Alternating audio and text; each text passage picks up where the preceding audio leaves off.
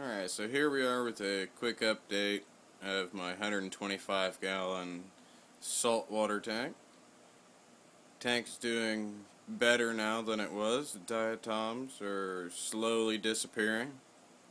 Got a little bit of green algae, green hair algae that is, growing here and there within the aquarium.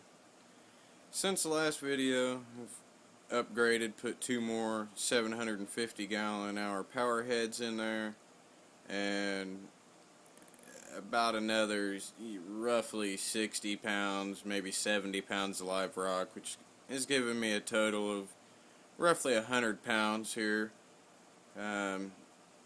All but 30 pounds of that was cured and cycled and ready to go. As you can see, at day 36, which is today, we've got some nice coralline algae growth on here. Everything's zeroed out except for my nitrates, which they're running in a 5 range roughly, range from 5 to 10. And that's just due to the fact that I don't have my 55 gallon sump and refugium hooked up yet. I'm currently running two large canister filters and a large hang on the back and a hang on the back protein skimmer, as you can probably see in the hanging from the back of the tank here. It's fairly small, rated for 90 gallons, but very soon, within the next 2 weeks, probably gonna update that and get my refugium running, and hopefully we'll get those nitrates down. Tank's still pretty new, so I have faith that they'll come down. Now, we have added some cleanup crew since the last video. We've got 5 Mexican turbo snails in here, as well as 4 hermit crabs. And we have another addition, which is a orange striped prawn goby, which you can probably see down here if I can get close. Sorry about the video, guys, it's kind of rough. Oh, he disappeared. Tried to show him to you anyway. And we'll slowly kind of go over the rock and everything here and let you take a good look. Just got some nice Fiji and a little bit of Tonga branch rock in here.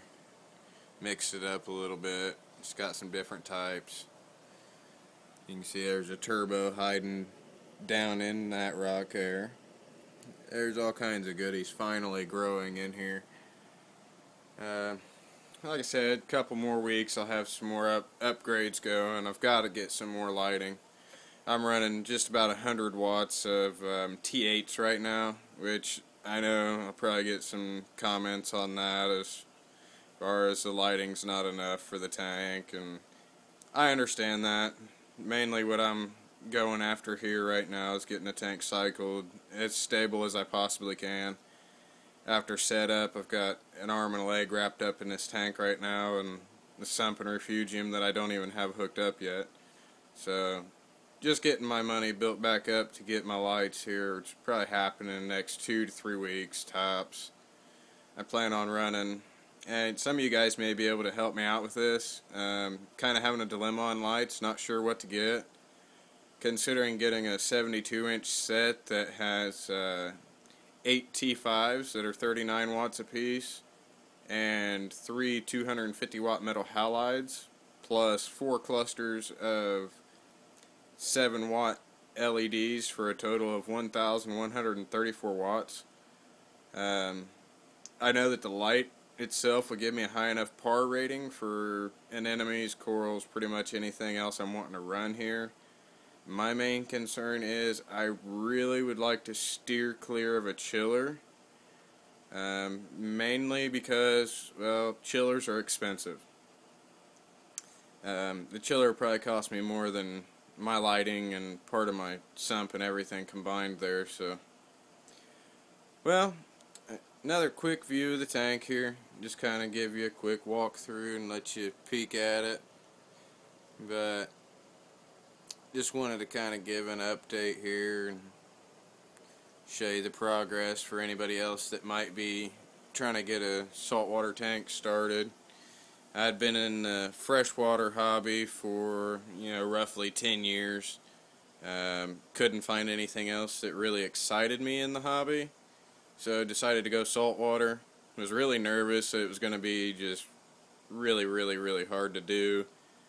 Guys, or girls, y'all have, if you have a basic understanding of water chemistry in freshwater and you're very good at maintaining it and understand maintenance, y'all can get into this hobby. It's not as hard as everybody puts it out to be. If you have a brain in your head and you know how to read and look things up, or even just ask somebody, you can get pretty much anywhere you need to be here. This here's a basic setup, and it cycled in no time at all. It actually cycled a lot quicker than I thought. But I'll quit rambling on here, folks. I just wanted to, again, show you this tank.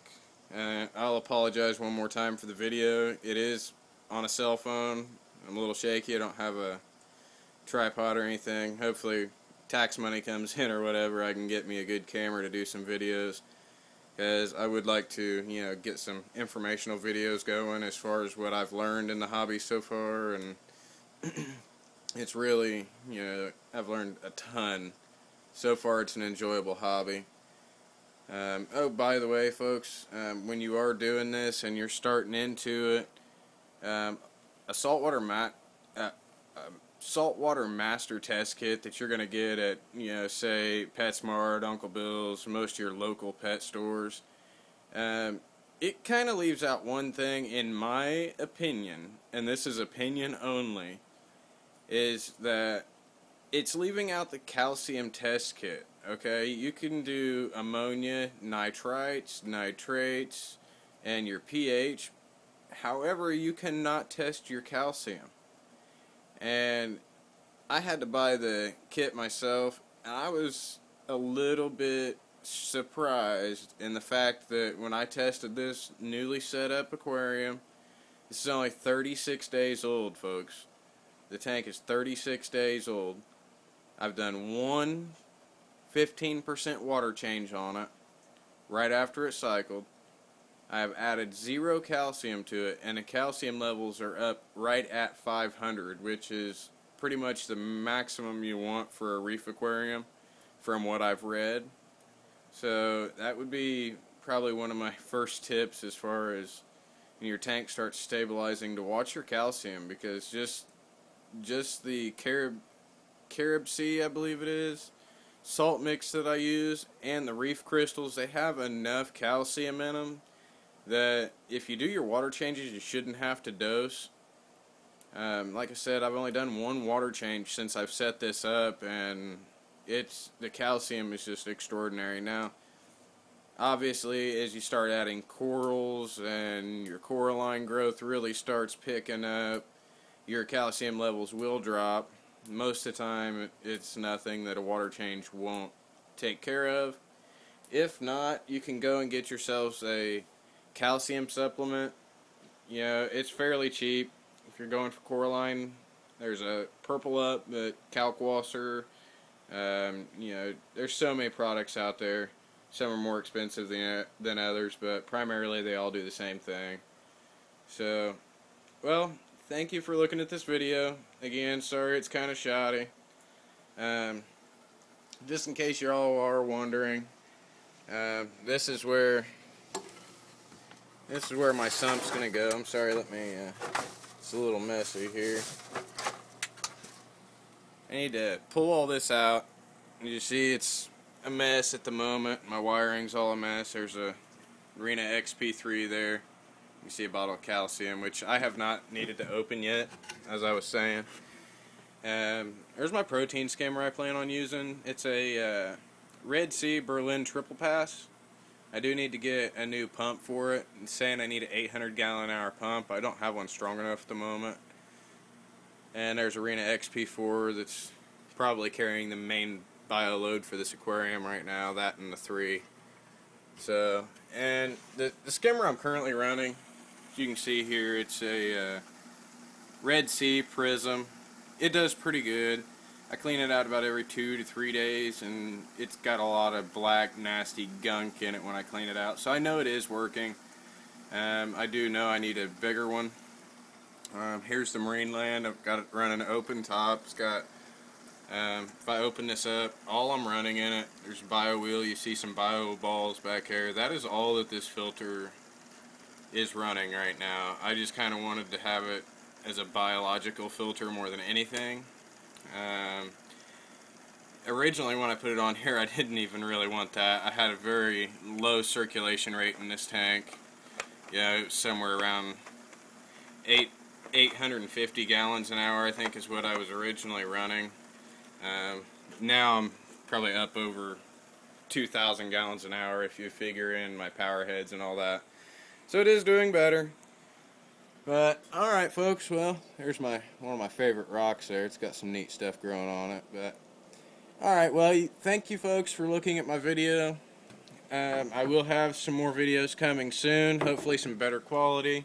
We'll get into a little bit more depth on setup of the tank, you know, just water chemistry, your basics. If you do have any questions, you know, subscribe to my channel. I'm getting ready. I'll be doing a bunch of videos as this goes on. I plan on keeping this aquarium right here for a minimum of 3 years before I upgrade to anything bigger.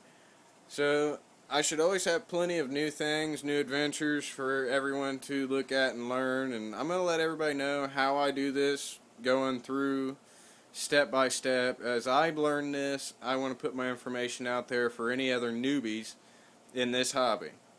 There's a lot of information out there, a lot of people stepping on other people's toes. I'm not trying to do any of that. This is all my personal experience of what I've run into, problems and such like that. Luckily, no problems yet. I guess I do have one.